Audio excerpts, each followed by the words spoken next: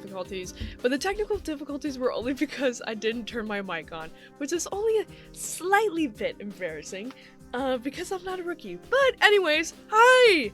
This is Surviving This Horror. This is a podcast and also a radio show on the WIUX B-Side Internet Radio, where I discuss the epic and cool nature of horror video games. So basically each episode or each week or each whatever, I will briefly talk about the origin, the development history, do like a franchise speed run, and like a general analysis and list pros and cons, stuff I like, stuff I don't like about a certain game. And I am Lily. I will be your spooky dooky host. Thank you to WIUX for sponsoring and assisting in the production of this show. Tonight, I will be discussing The Evil Within. Ooh. The Evil Within is a very interesting franchise to me, and a very core survival horror franchise, I guess, that I haven't touched on yet.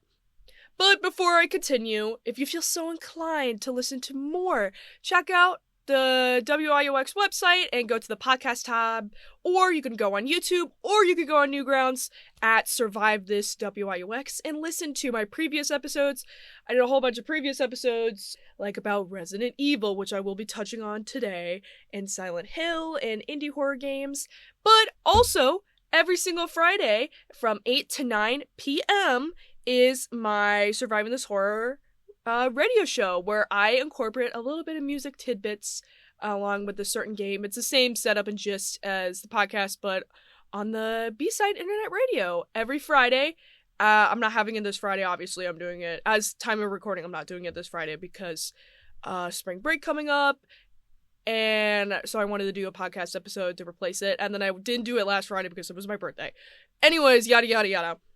Let's actually talk about the game at hand. So, The Evil Within, that's the game we're talking about. The Evil Within is a survival horror, I don't want to say, it's a franchise, but there's really just two games where you play a character and you're facing a whole bunch of different creepy nightmares or creepy monsters, and you have to manage your inventory. You're given limited ammo and limited weaponry, and you have to survive the horrors. Holy shit, do you see what I did there? But The Evil Within had kind of like a troubling development history and a troubling marketing history. It's a game, it has elements, and the idea, like, the game itself has a lot of really good ideas and a lot of good elements, but they're not 100% completely polished, or not all of them are completely polished. It's like a great example of something that was better on paper than it is in practice, in my opinion, when it comes to a video game. There's a lot of tidbits and pieces of the first game and the second game that are very strong and very good, but then there's also a lot of counteracting those good moments that kind of make it a shitty experience sometimes. It was published by Bethesda, which I have been talking about a lot lately, because last week, or last time on my radio show, I actually talked about the Doom series, which has been published by Bethesda, but it began development under the head lead of Shinji Mikami, where if that name sounds familiar to you, that's good, because he's the creator of fucking Resident Evil. He's like the huge creator of the first 4 Resident Evil games, and like Resident Evil 4 was his grandbaby, and he's made a whole bunch of really, really good revolutionary games, including Resident Evil. He's like the grandfather of survival horror. But like initially he was done with survival horror games. He wanted to like branch out from that because he made all the Resident Evil games. He just wanted a breath of fresh air. But Bethesda and whatever the game studio that actually was, developing the game urged him to come back. And because they kind of basically urged him, saying like, no, wait, dude, there's still a market. There's still a survival horror market. The people still want your voice and your input. And he was just like, okay, you got me. So he came back for that. So this seems like a good start, right? The king of survival horror wants to make a new IP, right? Kind of. It did make... The Evil Within was an impactful survival horror game, but it definitely does not have the iconography or lasting power as Resident Evil or as Silent Hill. It was built in the id engine, which was used by Bethesda for, the modern Doom games, the old Doom games. And the game itself was first announced in 2013. The first game was first announced in 2013 through a series of short, cryptic, creepy videos, and then officially announced after that, which it was really good, really creative marketing campaign. And the actual game itself came out in 2015 to pretty solid and mixed reviews, with most people stating that this was like the Resident Evil 5 that should have happened. If you know, you know. Resident Evil 5 is like kind of when the franchise went to shit, like the first tipping point, where it's a scary survival horror game, but psych, it's not, it's just all action. That's what most people compared The Evil Within to. Which is a pretty solid comparison in my opinion. And most players noticed how action-focused the game was, with the marketing itself being kind of misleading to the actual gameplay of the game, because a lot of the marketing was very creepy. And I'm gonna be honest, the game itself is very creepy. It has a lot of very classic horror elements like jump scares, supernatural, creepy asylum. It didn't really show how heavily incorporated the action-focused elements were in the trailers and shit like that until the game came out.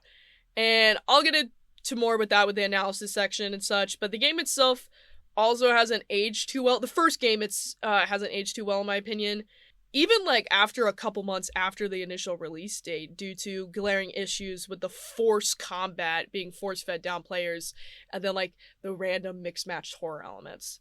It also seems a little dated due to its like unfortunate release time. It was kind of a bridge game from the PlayStation 3 to the PlayStation 4.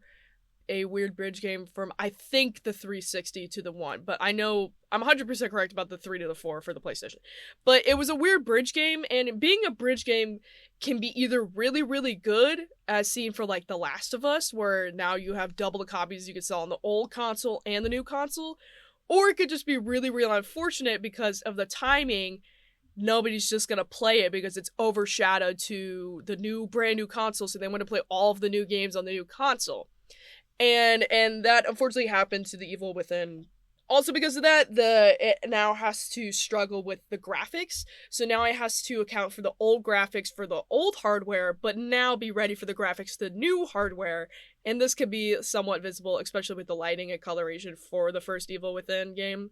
I think I'm being a little bit harsh. It's not too bad, but it's not as good as it could have been. And also another example of this is that the small square aspect ratio. Remember that classic early 2000s CRTV square aspect ratio? This game had that, which is quite interesting. So I think at least on the Xbox One you can get a version where it's a larger range, but when the second game released in late 2017, it of course switched to that larger frame ratio. The same director, Shinji Mikami, Resident Evil guy, came back. He understood a lot of the feedback, which I definitely will get into with the summary and analysis and everything, from the first game to make the plot a lot more fluid and less of a messy narrative compared to the first game. And it did work. The plot of the second game is a lot more digestible. And like I said, with switching ratios, it also switched engines. It used the STEM engine. The second game does have much more better graphics that are much more updated with the time. So now let's do the franchise speedrun. Let's, of course, start with the first game, The Evil Within. I did not replay this game due to midterms at the time of the release of this episode, so I'm a little bit busy. I try my best to replay or rewatch. I did do a little bit of rewatching stuff for all the games I talk about. I will say from prior experience, I did play this game like, let's say 2018, and this was like around the time for me when I personally was getting a lot more into survival horror games. So like Resident Evils, Silent Hill, I was like really starting to get into that boom and diving headfirst into it. So it felt like Evil Within was a very approachable next step. And I really enjoyed personally the first half of the game. Thank God I did research because I could not fucking remember anything about the second half of the first game, and I definitely needed a refresher. But heads up, compared to the second game, this plot is really bloated and unnecessarily convoluted, so I'm gonna have another statement at that end, but I'm gonna do my best to, summarize it as cleanly as possible. So, the game begins with the aftermath of a mass murder at the Beacon Mental Hospital. Keep this location in mind because it's like the core location epicenter for like the whole plot of the game, and also keep the symbol of the lighthouse in mind and the light imagery in mind. But this hospital is in a place called Crimson City, and the Crimson City Police Department are going to investigate the crime scene. Crimson City to me sounds like an alternative name for like Lego City. It just sounds like a fake Lego City name, and it's really goofy. But the police department are on scene to investigate what the hell happened. So the main character, the character that you, the player, plays as, is Detective Sergeant Sebastian Castellanos. I'm Italian, I should fucking know this. Sergeant Sebastian Castellano. Or Castellanos. I don't know. Which is, like, to me, the most Italian name ever. But that's the character you primarily play as, and the main protagonist of the story. But he goes to this crime scene with his partners, Joseph, Oscar, and a junior detective, Kidman. And they find themselves, while investigating the crime scene, they find themselves thrown into, like, a supernatural, unreal, alternate reality after hearing a high-pitched noise at the asylum, and become separated after this, like, 5-second introduction. But I kind of like that because it throws you right into this new scary environment. It does a pretty good job. But while they're separated, Sebastian is thrown, like I said, into like a weird, like almost Silent Hill realm full of like blood, rust, grimy environment, and like depleted mental asylum and equipment and stuff like that. And after some exploring, he's forced to flee because a monstrous, bulky man wielding a chainsaw starts chasing him, and he's hungry for blood. After reuniting with his colleagues, he's now back in the real world now. He reunites with his colleagues, but mainly Kidman, another police officer, I think, 2 other people, which I'll go to in a second, but they're escaping via an ambulance, and they realize that the whole fucking city, whole Crimson City itself is, like, destroyed, like, due to a massive earthquake. So after they investigated this crime scene at the asylum, which was, like, at the center of the town, it literally triggers an earthquake, a supernatural earthquake, destroying the whole city, which eventually causes them to crash the ambulance while they're chasing and fleeing. So after the car accident, you wake up in like a 1940s, 1950s-esque hospital, mental asylum situation, and you wake up in a bed where the player can walk around and explore the environment and interact with a nurse at this like front desk lobby. And this room will act as your save room, where you can, like, save your progress, learn some tidbits of lore, especially through the nurse. And then there's also this really creepy, like, vintage medical device that, like, stabs you in the neck and, like, does weird stuff to your brain.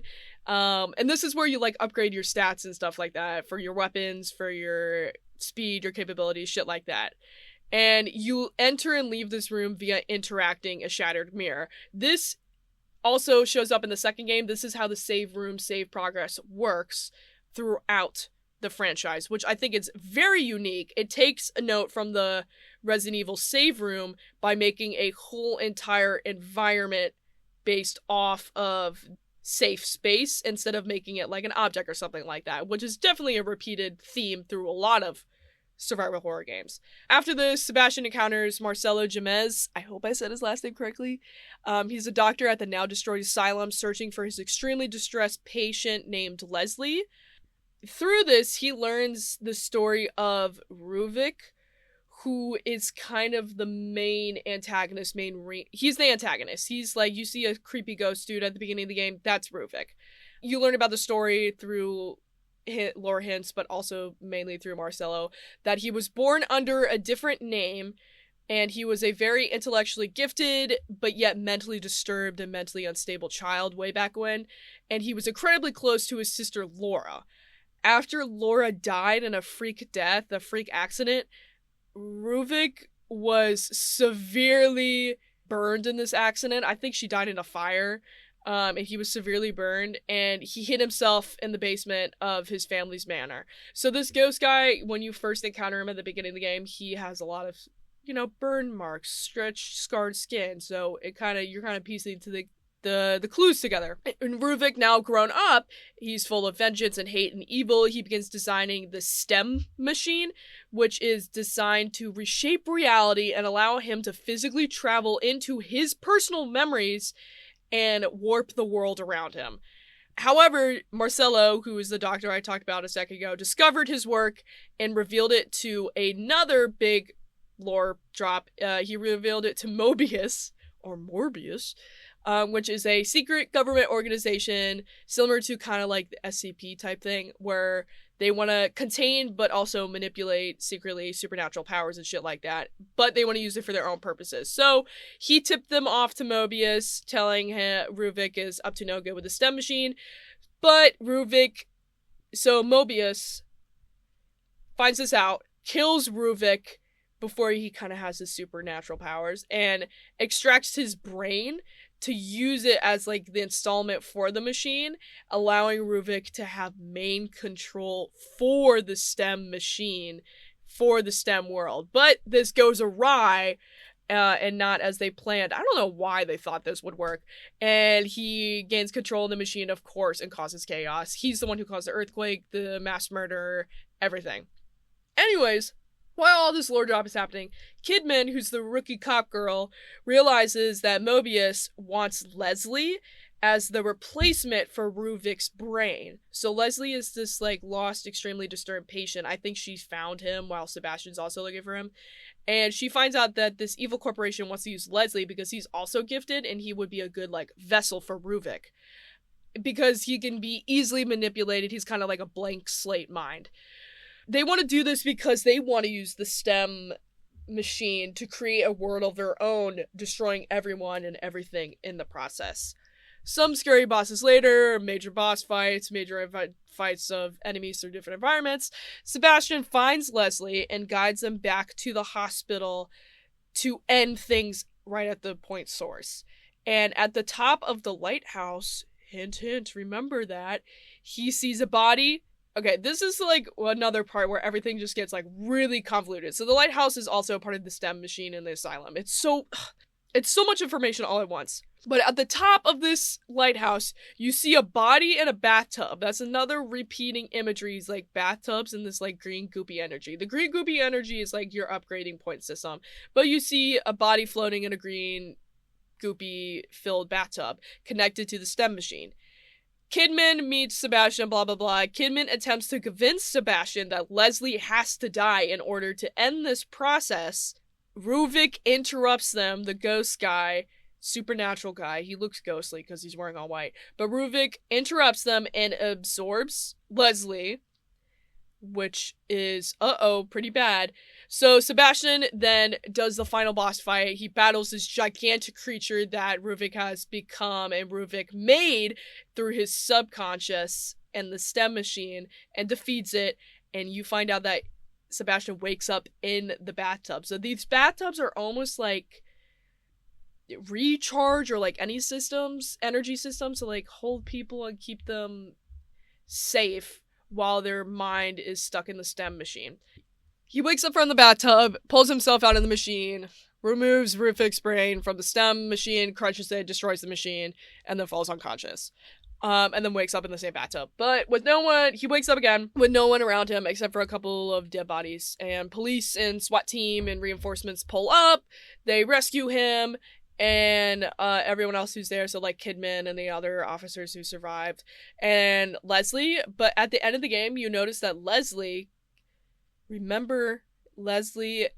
Ruvik could have theoretically combined, even though Ruvik was destroyed.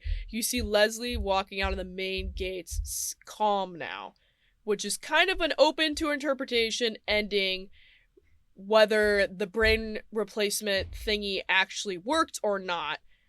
It's pretty solid ending, I guess. This is the shortest summary I could piece together with the help of like a YouTube walkthrough and Wikipedia, of course. But like, this is the watered down version because it's so compact and so dense and bloated and confusing for actually no reason whatsoever, which I guess is my biggest gripe with the first game. But now, on to the second game, The Evil Within 2. Interesting side note, I don't know why this happened, but the main voice actor for Sebastian was actually replaced for the second game. And the performance from this new guy is actually like pretty solid. I like him a little bit more. This game focuses a lot more on the psychological horror and in the other weird realm than the first game. Both of them do a really good job focusing on psychological horror and the alternate reality realm, but this game also kind of just takes place in it more because you're actually playing the game itself in the STEM machine the whole entire time. Because you're in the STEM machine, it kind of produces an open world-ish environment with main stories and side quest plots, which I'll get into my gripes with later. Anyways, it's 3 years after the events of the first game. Sebastian left the police department in Crimson City because of his PTSD from the experiences, from the mental hospital and everything.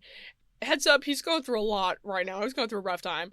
He has a daughter now, and you want to take a guess what her fucking name is?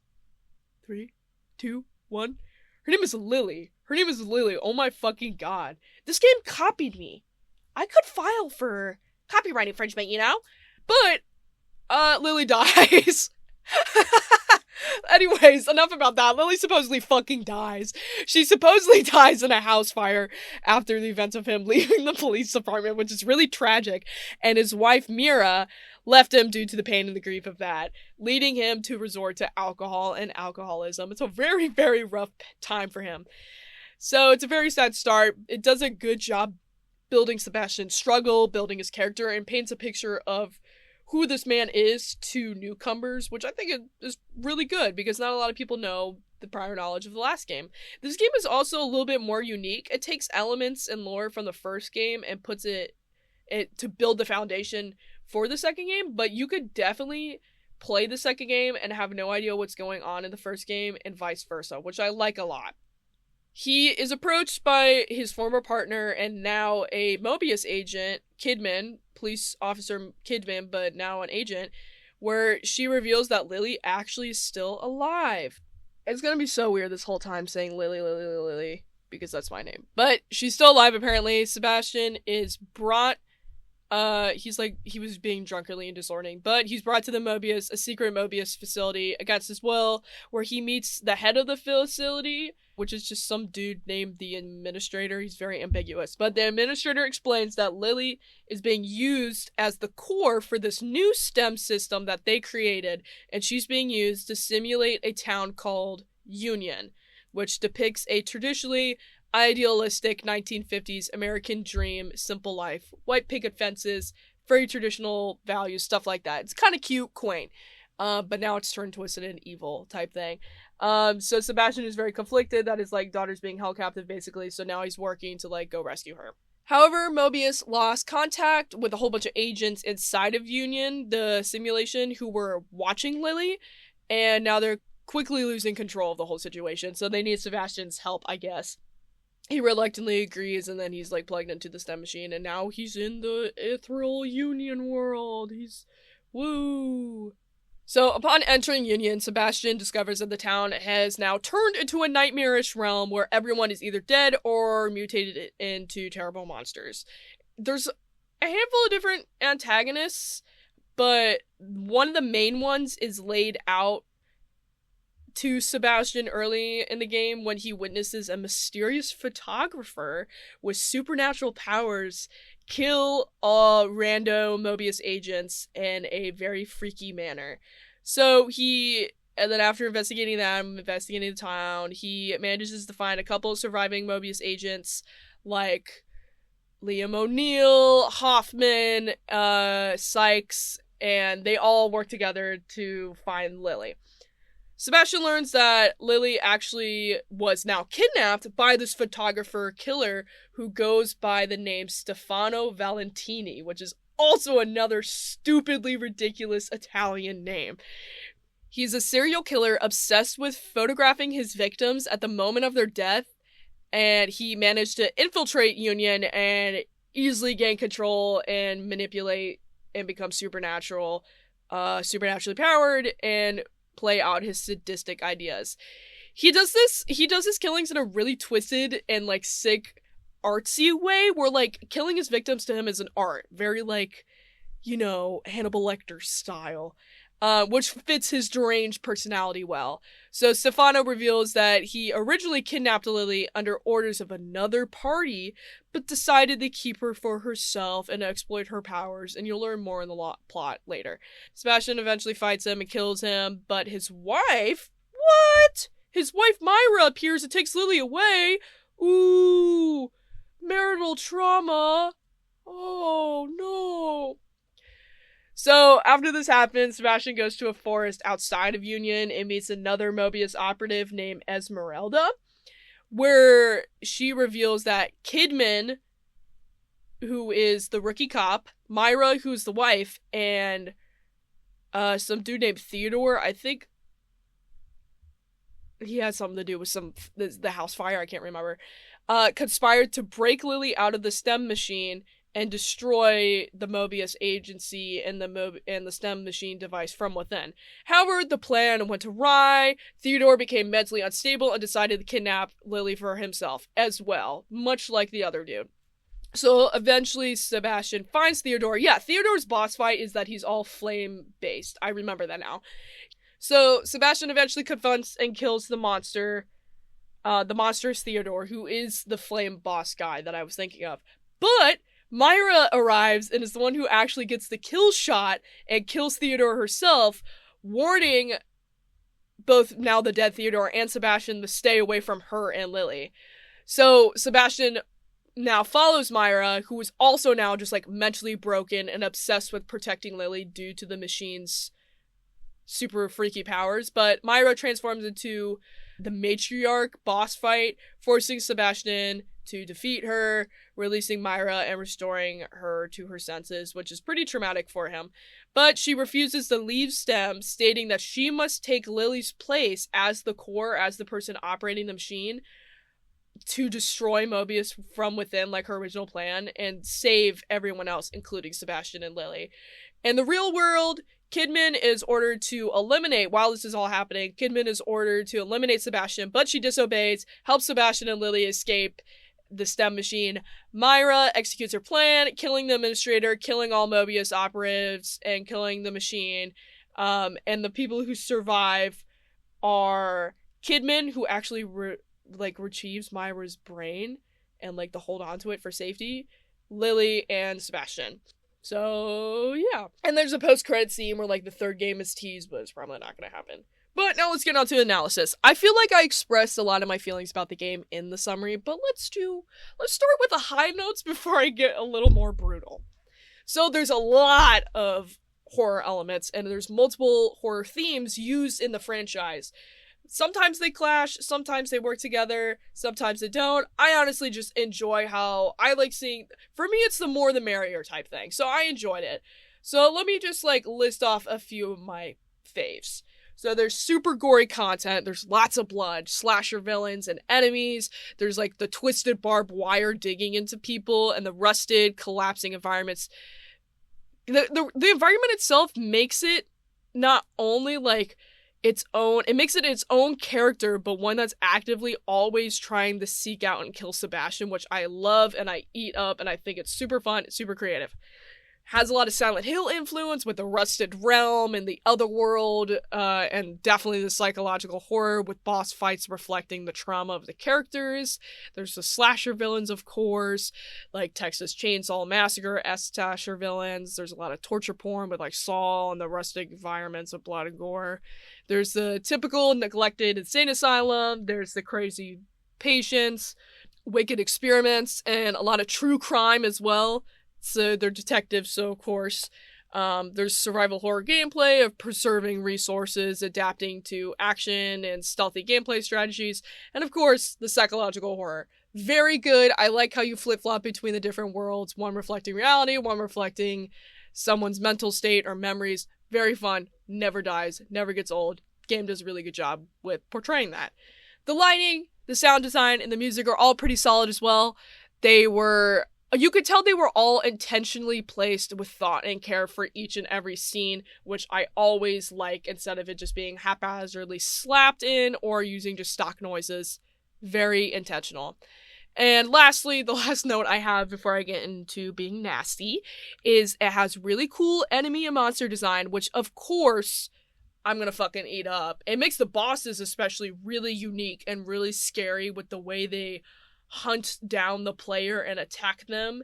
Especially like there's large, lanky bosses, there's big hammer wielding bosses with their movesets being based off of that. Always fun, always like it. But now let's do the cons. Like stated before, the franchise, and especially the first game, is unnecessary bloated. The plot is just way too compacted and overfed, just trying to combine so many things all at once into a somewhat like average gameplay time span where it just doesn't work. If some of the fat was trimmed from the first game, such as like removing excess side cop characters like Kidman and Sebastian stay, but like other characters, I think the community would be fine if they were left. And then also just really simplifying the story around Ruvik. It seemed very, it would just make everything a lot more digestible, and it would not take a fucking scholar to even debate and interpret the story. And another noticeable thing was that there's a shift from a linear plot to like an open world plot. It's a little weird.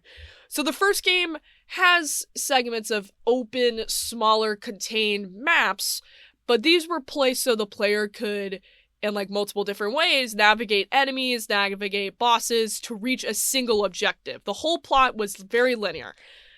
But in the second game, the whole map, the whole STEM Town of Union thing is fully open world. And this is primarily due to the late 2000s trend and early 2020s trend of open world, where every game is a fucking open world game now. And for survival horror games, it can work being open world. Like, for example, Metal Gear Solid 5, it's not really a survival horror game, but I could debate that it has some like survival horror and like elements like resource management, but it's fully open world and it does a really good job doing fluidity for side quests and main quests in an open world setting without making everything seem too bloated or lackluster. But The Evil Within doesn't really execute that very well. It's just kind of boring. The environment can be boring, or like the plots and side quests can be boring themselves. Like, if you're gonna do open world, you gotta make it fucking fun and engaging. And I already touched on this, of course, but the forced action in the game really does weigh it down. The second game does a lot better job of incorporating the action elements to be actually scary and intense and like, you know, necessary. Without it being padding. But the first game is like, whenever you get an action sequence, you can just be like, oh, it's padding for time, or oh, this game was like some executive epithet, so it's just like, we gotta make it more action-based last minute. So you could definitely tell in the first game, which it really does weigh it down and tear away from the story, which is a little, it's just disappointing. So, just to wrap everything up, the Evil Within franchise is a very interesting game series itself, with mixed results in return. The combo of gore and psychological horror is, of course, always sick, but the execution and the final output of the game is a little bit choppy, no pun intended. If you dig this and you want to hear more, go to WIUX's website on the podcast tab or listen through YouTube in Newgrounds. You can find me at Survive This WIUX. You can also, like I said all the way at the beginning, every Friday evening, 8 to 9 p.m. is the Surviving This Horror radio show, where I do the same shit, except I add music every now and then. So if you feel so inclined, peek there. It's on the B-Side Internet Radio, also on WIUX. To stay up to date on new episodes and info, or if you have any suggestions on games I should talk about, I will point you in the direction to follow me on Instagram, Twitter, and Newgrounds, also at Survive This WIUX. And once again, thank you, WIUX, for the assistance, and thank you, the listener, for stopping by and listening to me rant about The Evil Within. I sadly will not be recording a podcast episode or radio show next week because of spring break, but I hope you can enjoy this while listening to this on the beach, sipping a marg, and hearing the screams of the damned in the background. See you next time. I would really, really love to stick around and freedom.